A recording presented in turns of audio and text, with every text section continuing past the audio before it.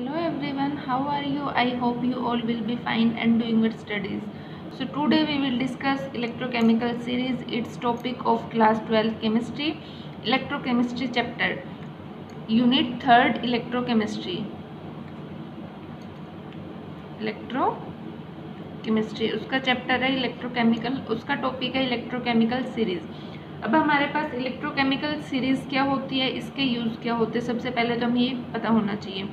तो electrochemical series को पढ़ने से पहले हमें ये पता होना चाहिए कि हमने क्या पढ़ा है, रिडक्शन पोटेंशियल पढ़ा है और हमने क्या पढ़ा है, ऑक्सीडेशन पोटेंशियल पढ़ा है। ठीक है, रिडक्शन पोटेंशियल और ऑक्सीडेशन पोटेंशियल होता क्या है कि हमारे पास जितने भी एलिमेंट है, हर मेटल के लिए और हर नॉन मेटल के लिए रिडक्शन पोटेंशियल और ऑक्सीडेशन पोटेंशियल की वैल्यू क्या आती है, डिफरेंट। ठीक है, तो वैल्यू क्या है, डिफरेंट, हर मेटल के लिए और नॉन मेटल के लिए। अगर हम उन डिफरेंट एलिमेंट्स को अरेंज कर देते हैं in their increasing order of reduction potential, increasing order of reduction potential, तो उसको क्या बोलते हैं हम, इलेक्ट्रोकेमिकल सीरीज। तो इलेक्ट्रोकेमिकल सीरीज क्या हो गई, it is the arrangement of elements और इलेक्ट्रोड्स। हम यहाँ पर एलिमेंट्स के क्या बनाते हैं, इलेक्ट्रोड्स बनाते हैं ना। तो इलेक्ट्रोकेमिकल सीरीज क्या हो गई, it's arrangement of electrodes in increasing order of their reduction potential. हम ऑक्सीडेशन पोटेंशियल के फॉर्म में भी बोल सकते हैं और रिडक्शन के में भी बोल सकते हैं, क्योंकि दोनों में कोई खास डिफरेंस नहीं है। रिडक्शन पोटेंशियल और ऑक्सीडेशन पोटेंशियल में हमारे पास रिलेशन क्या होता है, जो रिडक्शन पोटेंशियल होता है, रिडक्शन पोटेंशियल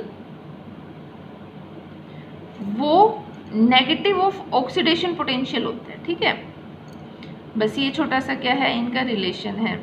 मान लो हमारे पास रिडक्शन पोटेंशियल किसी इलेक्ट्रोड के लिए कितना है, 0.34 है। कॉपर के लिए कितनी है, इसकी वैल्यू 0.34 है, कॉपर के लिए रिडक्शन पोटेंशियल की वैल्यू। अब अगर मैं इसका ऑक्सीडेशन पोटेंशियल पूछती हूँ कि कॉपर के लिए ऑक्सीडेशन पोटेंशियल क्या होगा, तो जो रिडक्शन पोटेंशियल है उसकी वैल्यू क्या हो जाएगी, माइनस में। तो इसकी वैल्यू कितनी होगी, माइनस ऑफ 0.34।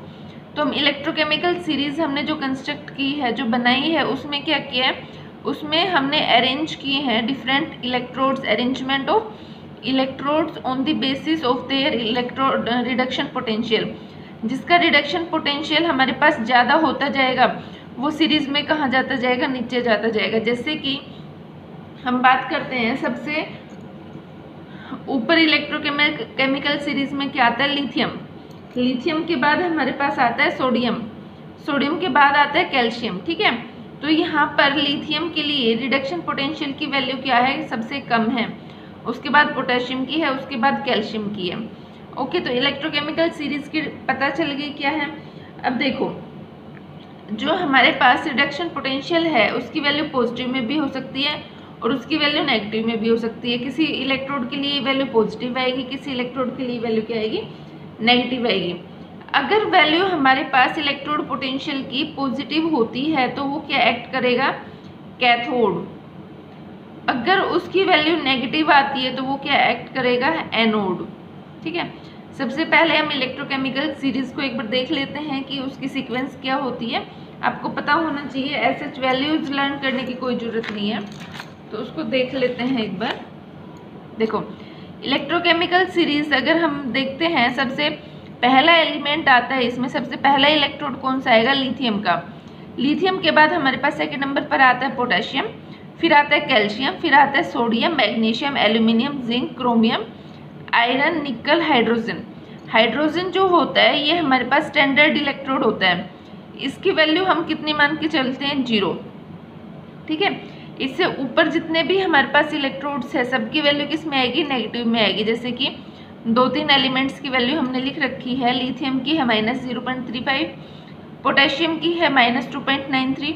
ठीक है, ऐसे धीरे धीरे क्या हो रही है, वैल्यू बढ़ती जा रही है। अब हमें पता है कि नेगेटिव में अगर वैल्यू कम है, नेगेटिव में अगर वैल्यू कम है तो एक्चुअल में वैल्यू क्या होगी, ज़्यादा। सबसे छोटी वैल्यू क्या है, -3.05, उससे बड़ी क्या है, -2.93। ठीक है, अब हाइड्रोजन के बाद अगर हम देखते हैं, इसके बाद जितने भी एलिमेंट आते हैं उनके लिए रिडक्शन पोटेंशियल की वैल्यू क्या हो जाती है, पॉजिटिव हो जाती है। जैसे कॉपर, कॉपर से ज़्यादा किसकी मिलेगी, Ag की मिलेगी, Ag से ज़्यादा Hg की। फिर हमारे पास ब्रोमीन आ जाता है, क्लोरीन आ जाता है, गोल्ड आ जाता है और फिर F2 आ जाता है, फ्लोरीन। देखो जैसे कि इसकी वैल्यू है 2.87, ये किस में है, प्लस में 1.50, प्लस में 1.36, धीरे धीरे क्या हो रही है, इंक्रीज हो रही है। तो एक बात देखो कि यहाँ पर इलेक्ट्रोड पोटेंशियल की वैल्यू कितनी है, पॉजिटिव है ना। अगर पॉजिटिव है तो ये क्या करेंगे, कैथोड की तरह एक्ट करेंगे। किसकी तरह एक्ट करेंगे, कैथोड की तरह। और ऊपर वाले जो ये है नेगेटिव वाली, ये क्या है, हमारे पास एनोड की तरह एक्ट करते हैं। ठीक है, एक तो हमें ये पता होना चाहिए। अब हम कोई भी सेल अगर हमें कंस्ट्रक्ट करनी है तो हम क्या लेते हैं कि जैसे कि जिंक और हमने कॉपर की ही की है डैनियल सेल, उसमें जो हमारे पास जिंक होगा, जिंक क्या एक्ट करेगा, एनोड की तरह, और कॉपर क्या एक्ट करेगा, कैथोड की तरह एक्ट करेगा। ठीक है, उसके बाद और क्या क्या कैरेक्टरिस्टिक्स है इलेक्ट्रोकेमिकल सीरीज की, हम क्यों स्टडी करते हैं इसको। देखो अगर हमारे पास इलेक्ट्रो पोटेंशियल की वैल्यू माइनस में है तो वो क्या एक्ट कर रहा है, एनोड एक्ट कर रहा है। वो एनोड एक्ट कर रहा है कब, तब हम उसको कनेक्ट कर रहे हैं हाइड्रोजन इलेक्ट्रोड से। मतलब हमारे पास दो इलेक्ट्रोड हैं, एक मान लो हमने सोडियम का लिया है, दूसरा लिया है हाइड्रोजन का। दो इलेक्ट्रोड्स लिए हैं तो उसमें एनोड कौन एक्ट करेगा, सोडियम, और कैथोड कौन एक्ट करेगा, हाइड्रोजन। ठीक है, दूसरी क्या कैरेक्टरिस्टिक्स है, जो भी हमारे पास इलेक्ट्रोड्स हाइड्रोजन से अबोव रखे जाएंगे वो क्या होंगे, स्ट्रॉन्ग रिड्यूसिंग एजेंट होंगे। जो ये वाले हैं ये क्या है, स्ट्रॉन्ग रिड्यूसिंग एजेंट। यहाँ पर क्या है, रिड्यूसिंग एजेंट स्ट्रॉन्ग है। धीरे धीरे रिड्यूसिंग एजेंट की टेंडेंसी क्या होती जाती है, वीक होती जाती है।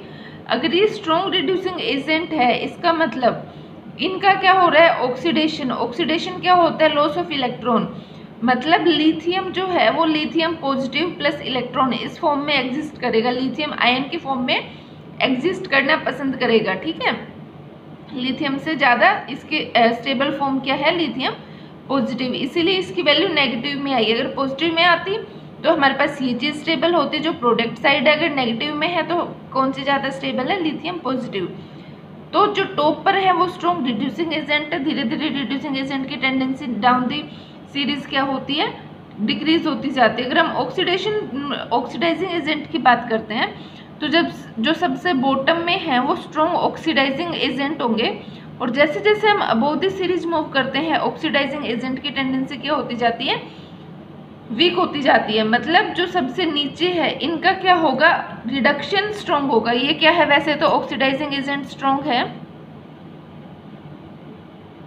दूसरों का ऑक्सीडाइजिंग एजेंट मतलब दूसरों का ऑक्सीडेशन कराते हैं, तो इनका खुद का क्या होगा, रिडक्शन।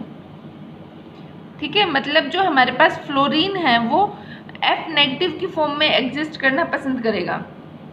ठीक है, जैसे कि Au है, गोल्ड है, गोल्ड हमारे पास गोल्ड की फॉर्म में एग्जिस्ट करना पसंद करेगा, ना कि गोल्ड आयन की फॉर्म में।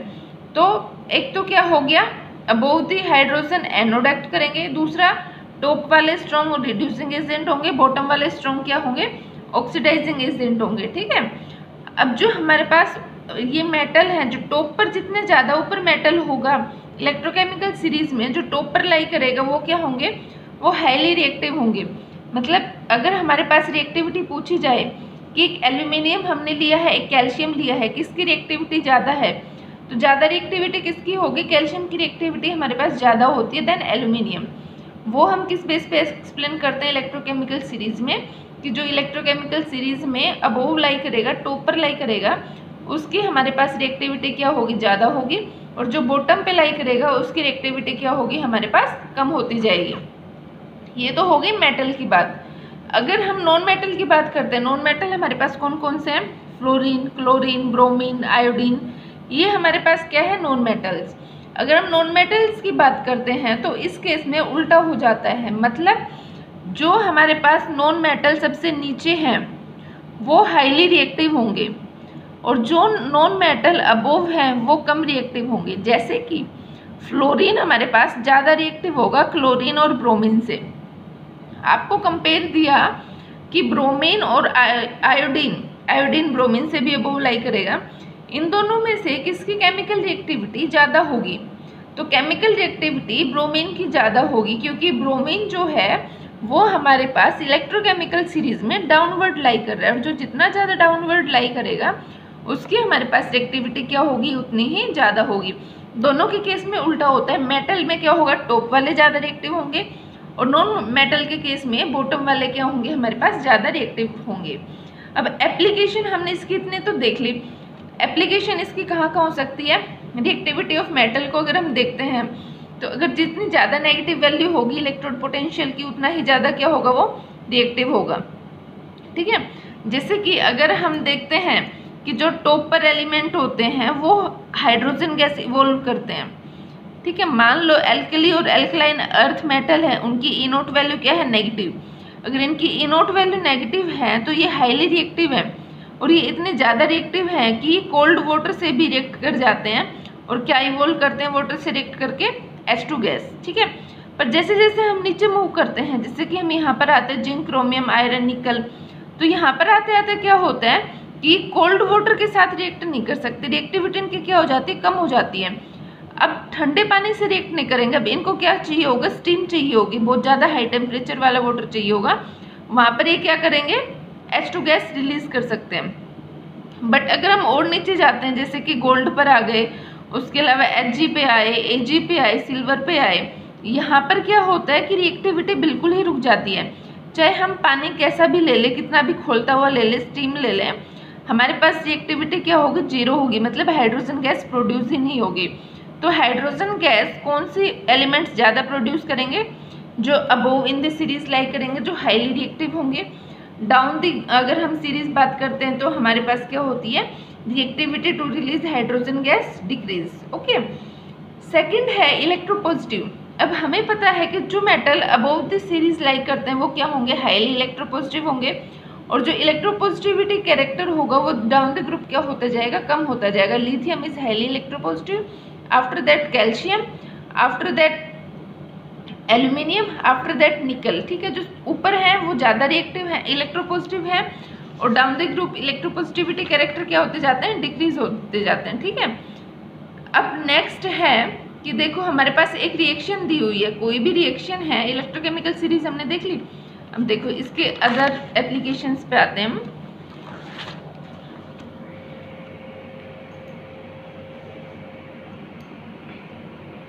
Displacement reaction to predict whether a given metal will displace another from its salt solution. मान लो हमने क्या लिया, एक मेटल लिया है और एक क्या लिया है, सोल्ड सॉल्यूशन। जैसे कि एग्जांपल के लिए हम ले लेते हैं जिंक और कॉपर सल्फेट, और जिंक सल्फेट और कॉपर दो अलग अलग सॉल्यूशन है। एक में हमने जिंक प्लस कॉपर सल्फेट लिया और एक में हमने जिंक सल्फेट प्लस कॉपर लिया। अब हमें ये देखना है कि एक मेटल है वो दूसरे को डिस्प्लेस करेगा या नहीं। जैसे कि अगर ये रिएक्ट करता है तो हमारे पास क्या बनाएगा, जिंक सल्फेट प्लस कॉपर। ठीक है, और ये हमारे पास रिएक्ट करता है तो क्या बनाएगा, कॉपर सल्फेट प्लस जिंक। तो हमें क्या प्रेडिक्ट करना है, ये क्या बता देता है कि एक मेटल है, मान लो ये हमारे पास क्या है, given metal will displace another, इस मेटल को डिस्प्लेस करेगा इसके सोल्ड सॉल्यूशन से। मतलब जो जिंक है वो जिंक सल्फेट में कन्वर्ट हो सकता है या नहीं हो सकता, ये कौन बताएगा, इलेक्ट्रोकेमिकल सीरीज की ये रिएक्शन स्पॉन्टेनियस होगी या नहीं होगी, मतलब ये रिएक्शन होगी या नहीं होगी, ये कौन बताती है, इलेक्ट्रोकेमिकल सीरीज।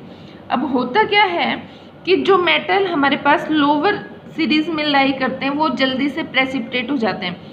अब इसमें प्रेसिपिटेट का मतलब क्या है, देखो जो एलिमेंटल फॉर्म में है ये क्या हो जाएंगे, प्रेसिपिटेट। ये तो सॉल्यूशन में है, कॉपर सल्फेट तो सॉल्यूशन की फॉर्म में रहेगा, और जो कॉपर है वो क्या होगा, प्रेसिपिटेट हो जाएगा। तो कौन सा मेटल ज़्यादा जल्दी प्रेसिपिटेट होगा, जो हमारे पास इलेक्ट्रोकेमिकल सीरीज में लोअर लाई करता है। ठीक है, अब हमें पता है कि इलेक्ट्रोकेमिकल सीरीज में कॉपर नीचे लाई करता है और निकल, सॉरी यहाँ पर क्या ले रहे हैं हम, जिंक ऊपर लाई करता है, बीच में हाइड्रोजन आता है। ठीक है, तो कॉपर अगर हमारे पास नीचे लाई करता है तो कॉपर क्या होगा, प्रेसिपिटेट होगा। तो अगर कॉपर प्रेसिपिटेट होगा तो ये वाली रिएक्शन क्या होगी, फिजिबल होगी। ये वाली रिएक्शन क्या होगी, फिजिबल ही नहीं होगी, क्योंकि हमारे पास प्रेसिपिटेटेड फॉर्म में वो रहेगा जो कि हमारे पास इलेक्ट्रोकेमिकल सीरीज में नीचे की तरफ लाई करता है। इलेक्ट्रोकेमिकल सीरीज में नीचे कौन है, कॉपर। तो कॉपर प्रेसिपिटेटेड फॉर्म में एग्जिस्ट करता है, ठीक है। जिसकी जितनी ज़्यादा पॉजिटिव इनोट वैल्यू होगी वो उतना ही ज़्यादा क्या होगा, प्रेसिपिटेट होगा। अगर इनोट वैल्यू कम पॉजिटिव है तो वो प्रेसिपिटेट नहीं होगा। हम कंपेयर देखते हैं कि हमने 2 इलेक्ट्रोड लिए हैं, किसकी इनोट वैल्यू ज़्यादा पॉजिटिव है। जिसकी इनोट वैल्यू ज़्यादा पॉजिटिव होगी वो क्या होगा, वो उतना ही ज़्यादा हमारे पास प्रेसिपिटेट हो जाएगा, ठीक है। ये तो हमने बात की मेटल की। अगर हम अब बात करते हैं नॉन मेटल की, तो नॉन मेटल के केस में क्या हो जाएगा, उल्टा हो जाता है। एक एलिमेंट हमारे पास नीचे है, एक ऊपर है। मान लो एक हमने F2 है, ऊपर हमारे पास क्लोरीन है। तो कौन सा जल्दी प्रेसिपिटेट होगा, जो हमारे पास अबोव वाला होगा वो जल्दी प्रेसिपिटेट हो जाएगा। जो मेटल है, मेटल से जस्ट अपोजिट है, ठीक है। तो metal with less positive E nought value will be precipitated by, जो मतलब क्लोरीन है वो ज़्यादा प्रेसिपिटेट होगा फ्लोरीन से, ठीक। तो क्लोरीन है वो ब्रोमीन को डिस्प्लेस कर सकता है, मतलब ब्रोमीन प्रेसिपिटेट हो सकता है। क्लोरीन ब्रोमीन को डिस्प्लेस करेगा, और किसको डिस्प्लेस करेगा, हमारे पास आयोडीन को, ठीक है। नेक्स्ट क्या है कि H2 गैस हमने पढ़ा था, कौन लिबरेट करते हैं, जो हमारे पास इलेक्ट्रोकेमिकल सीरीज में टॉप पर लाई करते हैं, क्योंकि वो हाईली रिएक्टिव होते हैं। वो वाटर के साथ रिएक्ट करके H2 गैस को क्या कर सकते हैं, रिलीज कर सकते हैं। एक और हमने क्या पढ़ा था, हमने एक और देखा था रिड्यूसिंग नेचर और oxidising nature. Strong reducing agent कौन से होंगे, जो हमारे पास इलेक्ट्रोकेमिकल सीरीज में टॉप पर लाई करेंगे। और जैसे जैसे हम नीचे की तरफ मूव करते हैं, रिड्यूसिंग नेचर क्या, रिड्यूसिंग एजेंट का नेचर क्या होता है, कम होता जाता है। ऑक्सीडाइजिंग एजेंट ज़्यादा स्ट्रॉन्ग होंगे, ठीक है। नेक्स्ट इज, अगर हम इलेक्ट्रोलिसिस में इसकी एप्लीकेशन देखते हैं, तो इलेक्ट्रोलिसिस में भी क्या होगा कि देखो, हमें पता है कि कैथोड कौन से होते हैं, ये हमारे पास पूरी एक सीरीज होती है। यहाँ पर हाइड्रोजन होता है, जो अबोव सीरीज में लाई करते हैं वो एनोड होते हैं, और जो नीचे है वो कैथोड, ठीक है। तो अगर इलेक्ट्रोकेमिकल सीरीज में जो नीचे लाई करते हैं वो कैथोड होते हैं। तो अगर हम इलेक्ट्रोलाइसिस कर रहे हैं तो कैथोड पर कौन डिपॉजिट होगा, जो कि हमारे पास इलेक्ट्रोकेमिकल सीरीज में नीचे लाई करता है। जैसे कि हमने जिंक और कॉपर की बात करी, तो कॉपर हमारे पास नीचे लाई कर रहा है सीरीज में, तो कैथोड पर कौन डिपॉजिट होगा, कॉपर होगा, नहीं कि जिंक होगा। जिससे कि हमने लिथियम और जिंक की बात करी है, तो लिथियम और जिंक में से कैथोड पर कौन जाएगा, जिंक जाएगा। क्यों, क्योंकि जिंक हमारे पास इलेक्ट्रोकेमिकल सीरीज में डाउनवर्ड लाई कर रहा है, लिथियम क्या है, अबोव की साइड है, ठीक है। एक और इसकी लास्ट एप्लीकेशन क्या है कि जो मेटल के ऑक्साइड्स होते हैं, जैसे कि M2O3, Li2O3 ले लिया हमने, लिथियम ऑक्साइड, ठीक है। लिथियम का ऑक्साइड लिया, कोई भी मेटल का हम ऑक्साइड ले लेते हैं, तो उनकी स्टेबिलिटी भी इलेक्ट्रोकेमिकल सीरीज से हम एक्सप्लेन कर सकते हैं। कैसे, कि जो हमारे पास इलेक्ट्रोकेमिकल सीरीज में अबोव लाई करेगा जो मेटल, उसकी क्या होगी, वो थर्मली स्टेबल होगा, मतलब इसका हीट पर कोई इफेक्ट नहीं पड़ेगा, थर्मल स्टेबल। मतलब हमने एक तो लिया है लिथियम Li2O3, एक हमने लिया है सोडियम का ऑक्साइड, ठीक है। और ये पूछा है कि इन दोनों ऑक्साइड्स में से किसकी थर्मल स्टेबिलिटी ज़्यादा है, या कौन टेम्परेचर इंक्रीज करने पर आसानी से हमारे पास डिकम्पोज हो सकता है।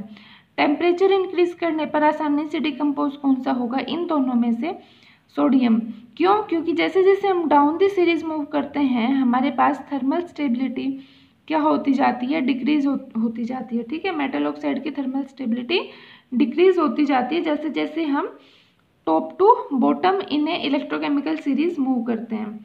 ओके, अगर हम इसका एक क्वेश्चन देख लेते हैं इलेक्ट्रोकेमिकल सीरीज के ऊपर बेस्ड। क्वेश्चन क्या है, क्वेश्चन है, can a solution of 1 molar copper sulphate be stored in a vessel made up of निकल।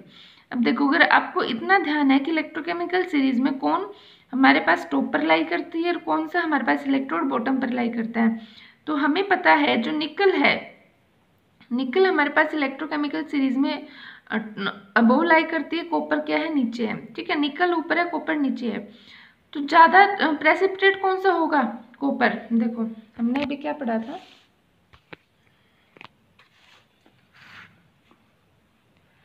ऊपर है निकल, नीचे है कॉपर। तो हमने ये पढ़ा था कि जो नीचे वाले एलिमेंट है वो क्या होते हैं, जल्दी प्रेसिपिटेट होते हैं, या फिर क्या बोल सकते हैं कि जो ऊपर हैं वो क्या होते हैं, ज़्यादा रिएक्टिव होते हैं। अगर वो एलिमेंट ज़्यादा रिएक्टिव होते हैं तो इसमें क्वेश्चन क्या पूछा हुआ है कि कॉपर सल्फेट के सॉल्यूशन को, ठीक है, निकल में, हम निकल का वेसल है, मतलब हमारे पास बर्तन निकल का है, उसमें हम कॉपर सल्फेट सॉल्यूशन को स्टोर कर सकते हैं। ये क्वेश्चन हमसे ये पूछ रहा है। तो अब देखो, निकल का बर्तन है और उसमें कॉपर हमें एज इट इज ये चाहिए, हमें निकल सल्फेट नहीं बनने देना चाहिए, मतलब निकल को रिएक्ट नहीं करवाना। अब अगर बर्तन ही रिएक्ट कर गया तो रिएक्शन खराब हो जाएगी ना, तो हमें क्या है, निकल को रिएक्ट नहीं करवाना। बट हमें पता है कि जो निकल है उसकी रिएक्टिविटी बहुत ज़्यादा होती है देन कॉपर। अगर निकल ज़्यादा रिएक्टिव है तो ये क्या बना लेगा, निकल सल्फेट प्लस कॉपर। तो ये रिएक्शन क्या होगी, फिजिबल होगी, मतलब ये रिएक्शन हो जाएगी और हम उसको स्टोर नहीं कर सकते, ठीक है। सो हम निकल, या फिर आपसे एक तो ये पूछ सकते हैं, दूसरा क्या पूछ सकते हैं कि क्या आप निकल की स्पैचुला से कॉपर सल्फेट को स्टिर कर सकते हैं। हमने निकल की स्पैचुला ली है, उससे कॉपर सल्फेट सॉल्यूशन को स्टिर कर सकते हैं। देखो क्या होगा, अब हमें पता है कि निकल जो है वो ज़्यादा रिएक्टिव है। अगर हमने इसको कॉपर सल्फेट के सॉल्यूशन में डाल दिया तो क्या होगा, निकल सल्फेट का सॉल्यूशन बन जाएगा और कॉपर क्या होगा, प्रेसिपिटेट हो जाएगा। तो स्पैचुला रिएक्ट कर गया, ठीक है। अगर स्पैचुला हमारे पास क्या होना चाहिए, रिएक्ट नहीं करना चाहिए। तो ये अगेन क्या हो सकता है इसका आंसर कि नहीं, nickel spatula can not be used to stir a solution of copper sulphate solution. अब ये तो हो गई, ठीक है, कंसेप्चुअल बात। आपको क्वेश्चन आता है और ई नोट की वैल्यू गिवन होती है, मान लो ई नोट के हमारे पास वैल्यूज क्या होती है, गिवन होती है, उससे हमें फाइंड करना होता है कि भाई ऐसा हो सकता है कि नहीं हो सकता, ठीक है। जिससे कि हमारे पास एक क्वेश्चन है, can a solution of 1 molar copper sulphate be stored in a vessel made up of nickel metal, ठीक है। अब देखो हमें क्या निकालना है, सबसे पहले इसका ई नोट सेल निकालना है। हमने एक रिएक्शन लिखी, निकल को जो क्वेश्चन पूछा है उसी को ही एक रिएक्शन के फॉर्म में लिखना है। उसके बाद हम इसका ई नोट सेल निकालेंगे। अगर ई नोट सेल पॉजिटिव आया तो हम उसको रिएक्शन को नहीं कर सकते, क्योंकि रिएक्शन पॉजिटिव आने पे क्या होगी, हो जाएगी। अगर रिएक्शन का ई नोट सेल नेगेटिव आता है तो हम उसको स्टोर कर सकते हैं। तो सबसे पहले जो हमारे पास रिएक्शन गिवन होती है उसको किस फॉर्म में लिखना है, उसको हमें सेल के रिप्रेजेंटेशन के फॉर्म में लिखना है। अब सेल को रिप्रेजेंट करना मैंने आपको बता दिया था, वो कैसे होगा। सेल को रिप्रेजेंट करने के लिए सबसे पहले यहाँ से शुरू करते हैं। जो एलिमेंटल स्टेट में जो हमारे पास इलेक्ट्रोड है, जैसे कि निकल है, यहाँ पर क्या है, सॉल्यूशन की फॉर्म में, आयंस की फॉर्म में, कॉपर 2 पॉजिटिव की फॉर्म में है। तो जो हमारे पास एलिमेंटल फॉर्म में है वो सबसे पहले लिखा जाता है। उसके बाद हमारे पास क्या आता है, 1 ये डंडा आता है। उसके बाद ये क्या है, इलेक्ट्रोड इलेक्ट्रोलाइट का इंटरफेस बोलते हैं इसको। निकल स्लैश निकल 2 पॉजिटिव, निकल से क्या बनता है, निकल 2 पॉजिटिव बनता है। फिर हमारे पास सोल्ट ब्रिज आता है, ये है सोल्ट ब्रिज का साइन। उसके बाद हमारे पास क्या आता है, देखो क्वेश्चन में क्या है, copper 2 positive. Copper 2 positive product में क्या है, कॉपर, मतलब शुरू में हमें रिएक्टेंट लिखना है, फिर प्रोडक्ट लिखना है, फिर सोल्ट ब्रिज, फिर रिएक्टेंट, फिर प्रोडक्ट। यहाँ पर कौन सा रिएक्टेंट आएगा सबसे पहले, जो एलिमेंटल फॉर्म में, आगे सीक्वेंस आप लिख लोगे, ठीक है। अब हमें ई नोट सेल निकालने के लिए सबसे इजी क्या रहेगा कि जो हमारे पास ई सेल है, जो ई नोट ये गिवन है, ये हम किस में, रिडक्शन फॉर्म में लिखे। ये जैसे कि अगर हमें निकल टू 2 पॉजिटिव है, ये क्या है, इसका ऑक्सीडेशन पोटेंशियल है। हमें किस में चाहिए होता है, रिडक्शन पोटेंशियल में। तो रिडक्शन पोटेंशियल में अगर हम जाते हैं तो प्लस की वैल्यू किस में हो जाती है, माइनस में, और माइनस की वैल्यू किस में हो जाती है, प्लस में। देखो यहाँ पर निकल टू पॉजिटिव जा रहा है, मतलब ये ऑक्सीडेशन पोटेंशियल गिवन है। तो हमें इसको रिडक्शन पोटेंशियल में कन्वर्ट करना है। तो रिडक्शन पोटेंशियल में कन्वर्ट करने के लिए पॉजिटिव से क्या हो जाएगा, नेगेटिव। इसी तरह कॉपर है, कॉपर से कॉपर 2 पॉजिटिव का दे रखा है माइनस में, मतलब इसका ऑक्सीडेशन पोटेंशियल गिवन है। अगर हमें रिडक्शन पोटेंशियल लिखना है तो रिडक्शन पोटेंशियल क्या होगा, कॉपर 2 पॉजिटिव आई इनटू मेटल, ठीक है, ये होता है रिडक्शन पोटेंशियल। इसकी वैल्यू किस में होगी, पॉजिटिव में। अब हमें ई नोट सेल निकालना है। ई नोट सेल हमें पता है, ई नोट कैथोड माइनस ई नोट एनोड होता है।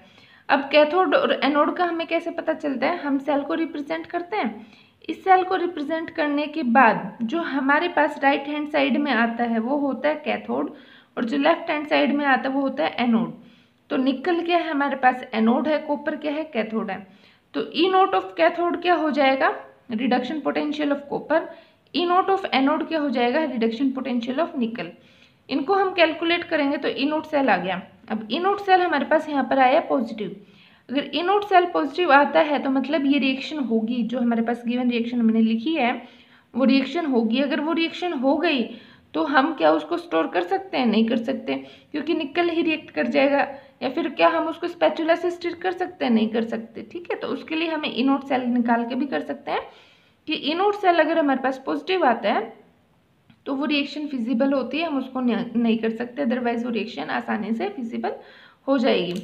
Okay, that's all for today. Electrochemical series I hope आपको समझ आ गई होगी। अगर फिर भी कोई डाउट होता है तो आप कमेंट सेक्शन में कमेंट करके पूछ सकते हैं। एंड अगर आपको ये नोट्स चाहिए हो तो इसकी PDF फाइल मैं डिस्क्रिप्शन बॉक्स में दे दूँगी, वहाँ से आप इसको डाउनलोड करके पढ़ सकते हैं। So that's all for today, thanks for watching.